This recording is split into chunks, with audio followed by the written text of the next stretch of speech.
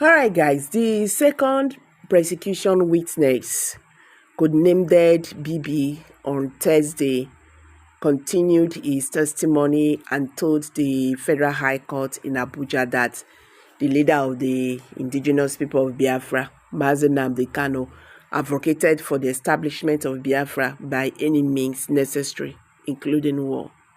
Meanwhile, Nigerians are saying anyone who is behind the mask testifying, can never be taken serious. They said it's invalid. Welcome back to Prospect Janet TV. Thank you for always having you here. If you are just joining us for the first time, please kindly subscribe to this channel and don't forget to give us a thumbs up. So the witness said Nnamdi Kanu advocated for Biafra establishment by any means, including war.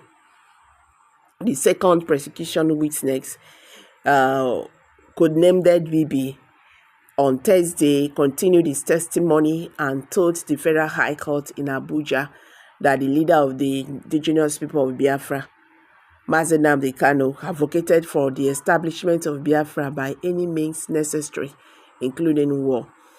So the BB stated this during the testimony, which was led by the late Prosecution Counsel, Amowolo San, after being asked to detail his findings regarding Nnamdi Kanu.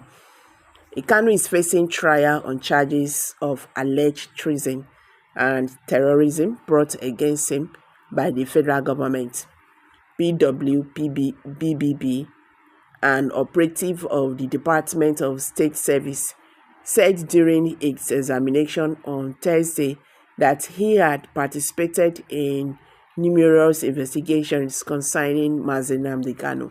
According to the witness, investigations revealed that IPOB and the Eastern Security Network were established by Kanu, who served as their founder. The ESN, BBB alleged, is the armed wing of IPOB. He also testified that Kanu used the platform of Radio Biafra, which he founded, to make alleged inflammatory statements against the police. The Radio Biafra, the witness claimed, was not licensed in Nigeria, and Kanu purportedly instructed his followers to engage in acts of violence, including killing people, which Nnamdi Kanu had denied. The witness added that Kanu admitted during questioning that the alleged broadcasts inciting violence were his. The broadcasts were many, and he confirmed that they were his.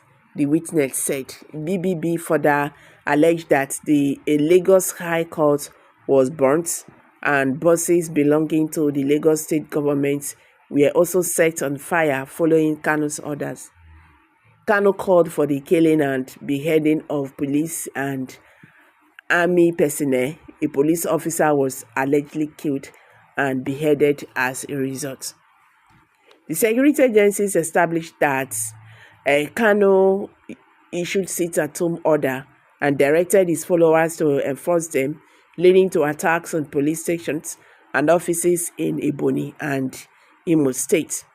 The allegation for the Biafra Republic, led by Kanu, amid to achieve secession from Nigeria for the southeast, the south, and part of Benue and Kogi states. BBB alleged that Kanu's broadcasts incited violence, including the killing of the former President Goodluck Jonathan's aide, Ahmed Kulak, on May 30, 2022, among others. The witness also said Kanu's broadcasts, he had ordered followers to deal with anyone violating his sit-at-home directive. According to BBB, eyewitnesses said they heard the killers blaming Kulak for coming out on that day against their leaders' directives. So speaking further, he said Kanu's broadcast was also to blame for the death of an army couple, Gloria, Matthew, and Linus Musa, who were killed and beheaded, as well as the death of a retired justice. The prosecution also presented alleged video evidence linking Kanu to violent acts, including the burning of police stations and the beheading of officers in Lagos. Kanu in the recording described IPOB as a separatist movement aimed at achieving the aspirations of the Southeast people through a referendum. He stated that the ESN was created to address insecurity in the region, linking it to Amateko in the southwest. Kanu denied IPOB involvement in acts of violence, claiming the group was peaceful. He argued that accusations of violence were attempts to tarnish IPOB image.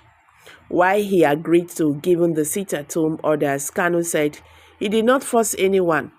While he was asked about what he said about defaulters of the sit-at-home orders in his broadcast, he responded by saying, for example, it is like when your child offends you at home and you say to the child, I will kill you today.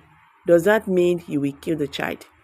On whether he thinks it was upon acting on his order that some people carried out acts of violence and killings, Nnamdi Kanu said his words do not take away the will and the choice of people to act the way they do. He said he was in court in 2017 and was granted bail until the army invaded his home and tried to kill him and ended up killing 28 people. He said he could not understand what necessitated that invasion because at the time he was already in discussions with the government in the southeast. He said, whoever asked the army to attack my house is a real enemy because I was already in discussions with eminent people in the southeast, including Professor Ben Nwambweze, trying to get a political solution to this matter. On what necessitated the establishment of ESN when there were already existing vigilante groups in the southeast, Kanu said while he could not speak for the other vigilante groups, he noted that IPOB could not sit back and watch the killings of herdsmen going on at TINUBU, Uzonwanne, and other communities in the southeast. The Defense Counsel, Paul Irokoro,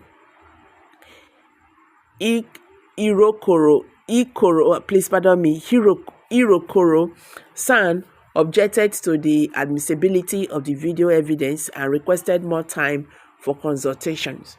So Justice James Omotosho adjourned the case to May 14, 21, and 22 for further hearing.